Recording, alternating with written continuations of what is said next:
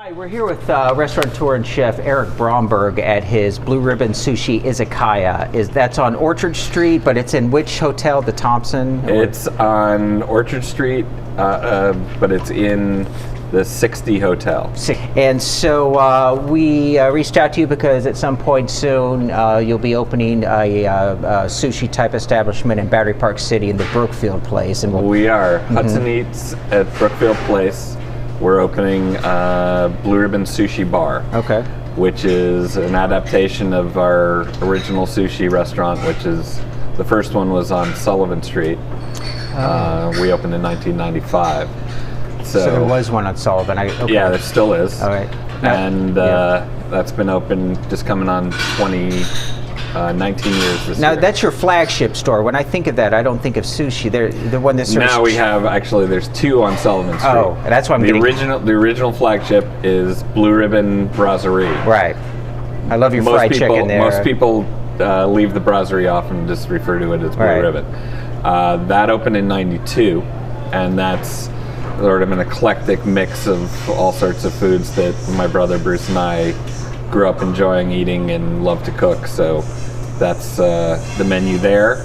Has kind of French influences, Spanish, American, obviously. Matzo ball soup, Jewish food.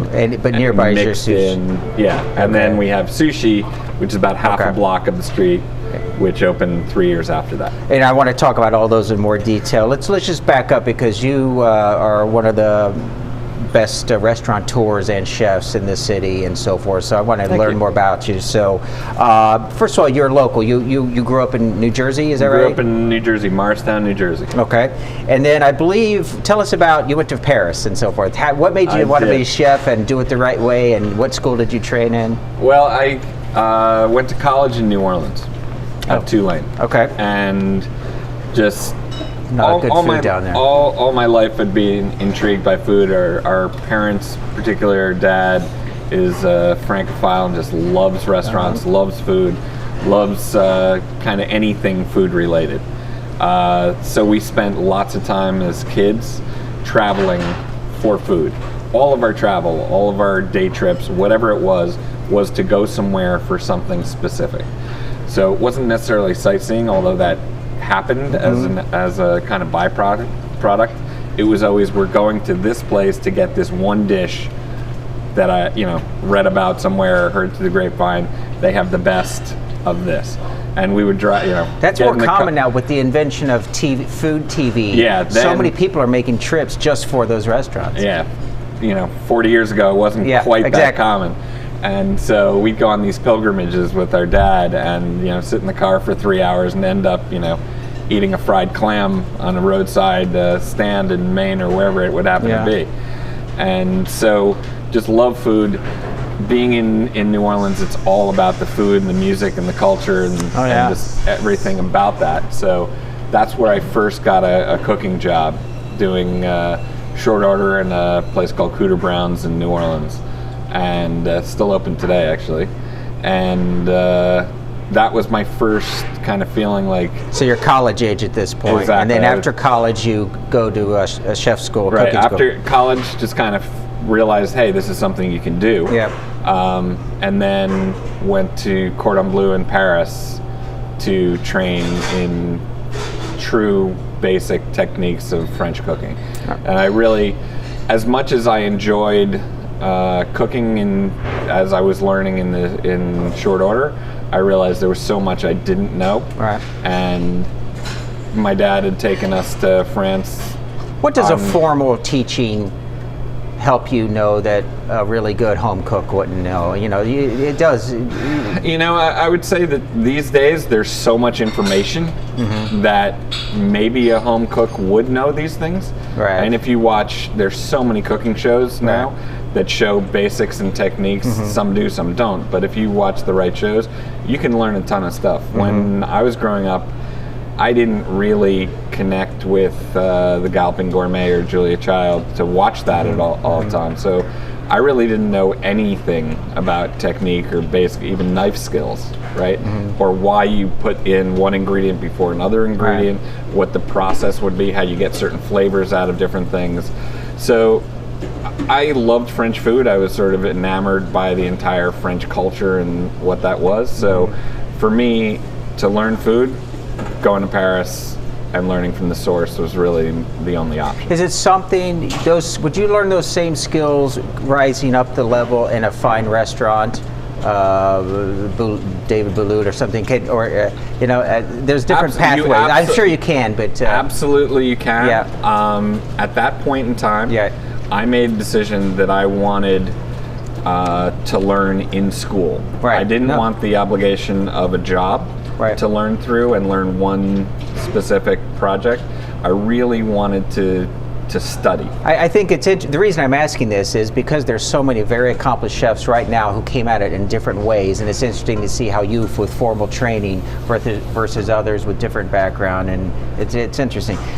So you ended up teaching a little bit in France? I did. Yeah. I actually became first American to teach at Cordon Bleu. And then when did you move to the United States? And tell us about some of the restaurants you worked in when you came here. The first restaurant I worked in was called Jams.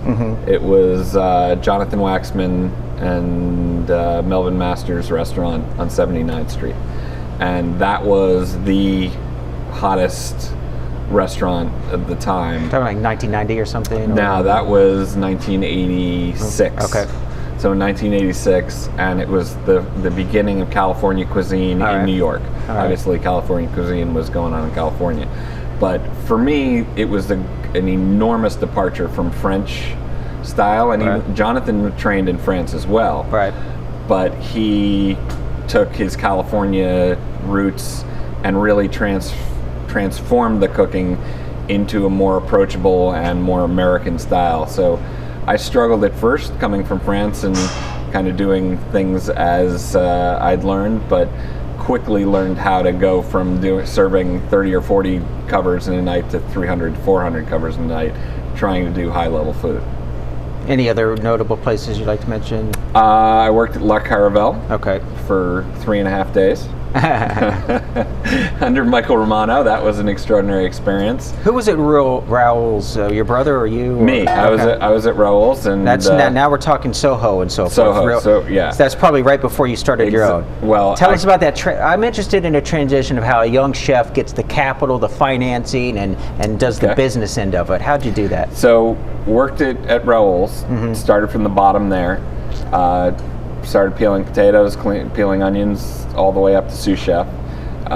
There was a period there where Thomas Keller was running the kitchen. Oh, I didn't know at that. Raoul's while Raquel was being built. So I worked with him, and that really shaped my kind of structure. I saw a real professional who had a serious focus and real talent. So that really was a guiding force in my interest in doing my own thing. So from Raoul's, I took a job at the American Hotel in Sag Harbor.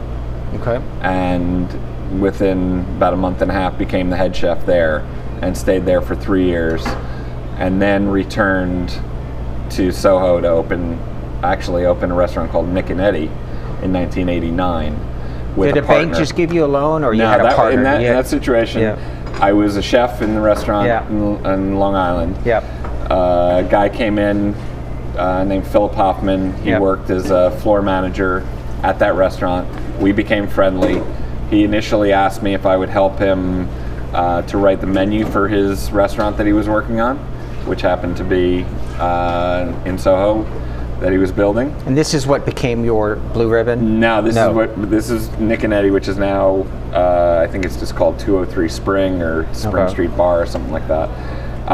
So you got involved with that business partner? Him. He was the business partner.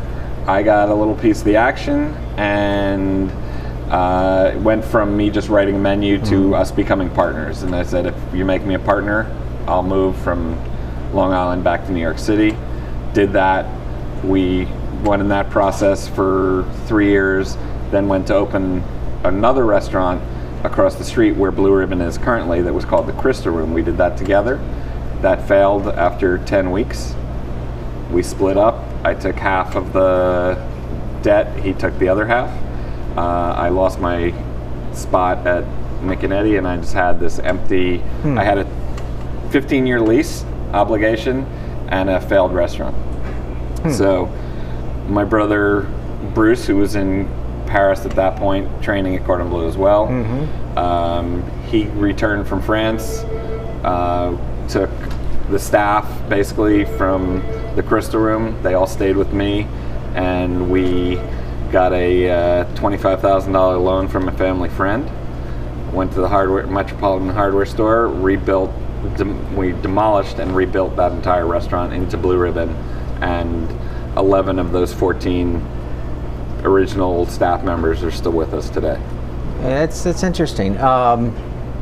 So this is around 92 or so? That's 92. And when did people start to notice the Blue Ribbon Soho as, being nice and getting written up? And what made you did some things different? So you're open until 4 a.m. What were some of the things you wanted to do different with your Blue Ribbon that other restaurants at the time were doing? Open late, what else? So really Blue Ribbon was an expression of what we couldn't find in New York.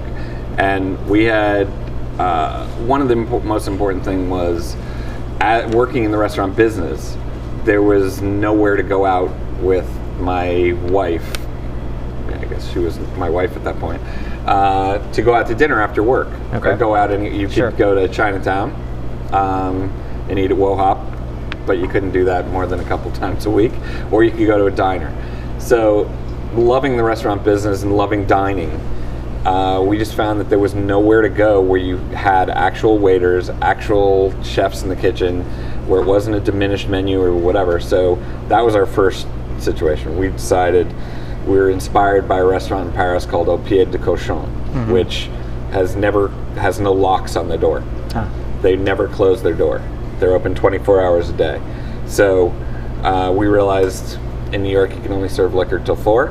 So we're going to set our time. We're going to open at 4 in the afternoon, close at 4 in the morning. So that was one significant item. The other was we took no reservations.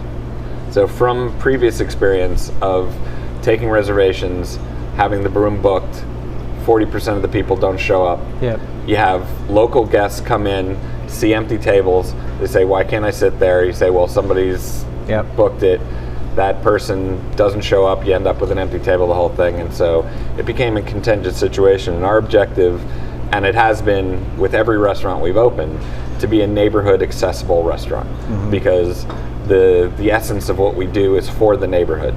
And we try to focus in on the neighborhood and become part of the fabric of that neighborhood.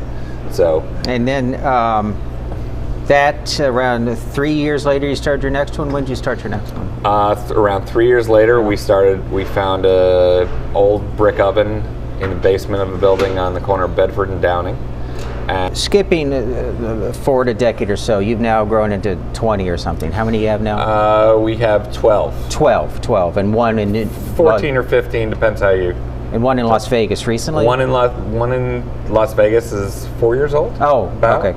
Sushi Bar and Grill, which is an adaptation of sushi. Okay. And then we just opened Brooklyn Bowl in Las Vegas about 3 months ago. And how did did the Brookfield people at Battery Park City just come to you, reach out to you, or how did that happen? Yep. They reached out to us and asked if we were interested in doing something. And we're going to see you in July, right? Mid-July opening in Brookfield in July. Is our opening. Great. Well, thank you very much. It's been a pleasure. Pleasure. Thanks. Thank Bye. you.